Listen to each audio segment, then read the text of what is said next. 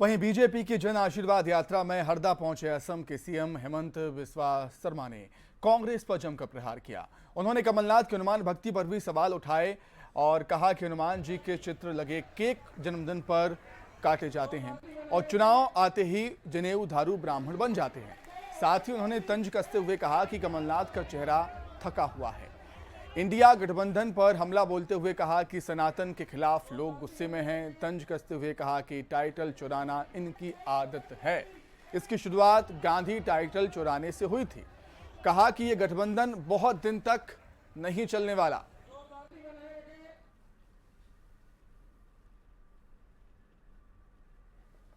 आप बोलते हैं मैं हनुमान भक्त हूं, आपका जन्मदिन में आप केक काटते हैं, ऊपर में हनुमान जी का प्रतिमा का आपने पूरा पेंटिंग करते हो और फिर हैप्पी बर्थडे बोल के और हनुमान जी को आप केक का ऊपर काटने का काम करते हो। ये आपका हनुमान भक्ति है, ये आपका हनुमान भक्ति है।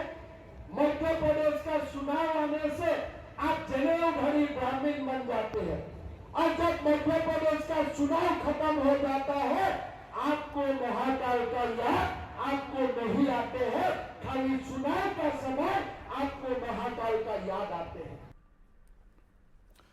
वहीं कूनो में चीता प्रोजेक्ट के आज 1 साल पूरे हो गए हैं। आज ही के दिन पिछले साल नामीबिया से 8 चीतों को कूनो में छोड़ा गया था। वन विभाग ने आज उनकी वर्षगांठ मनाई। इस मौके पर कूनो नेशनल पार्क के अंदर आकर्षक पेंटिंग्स और सीनरी भी लगाई गई। डीजी सीपी गोयल ने कहा कि कूनो में चीता प्रोजेक्ट को 1 साल सफल रहा और जल्द यहां कूनो सफारी और कंजर्वेशन वेडिंग सेंटर स्थापित किया जाएगा।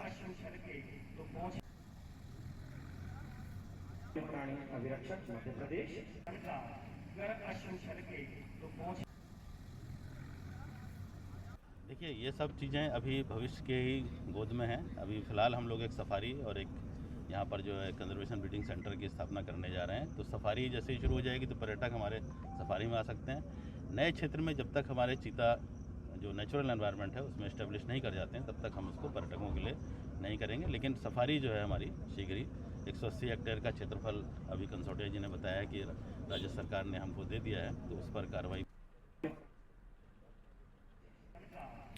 तो आज ही के दिन अपने जन्मदिन के मौके पर प्रधानमंत्री नरेंद्र मोदी ने नामीबिया से लाए गए 8 चीतों को कूनो नेशनल पार्क के बड़े बाड़े में छोड़ा था। तो आज चीता प्रोजेक्ट को 1 साल पूरा हो गया है और इसकी वर्षगांठ मनाई गई।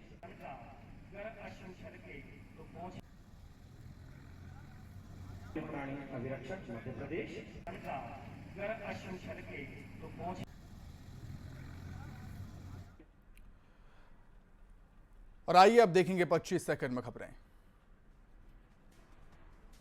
पीएम मोदी के जन्मदिन पर सीएम शिवराज ने दी बधाई। कहा, मोदी दुनिया के सर्वाधिक लोकप्रिय नेता। 9 साल पहले दुनिया में नहीं था भारत का सम्मान। एशिया कप में भारत की शानदार जीत। सीएम शिवराज ने दी बधाई। 8वीं बार एशिया कप में भारत बना है चैंपियन।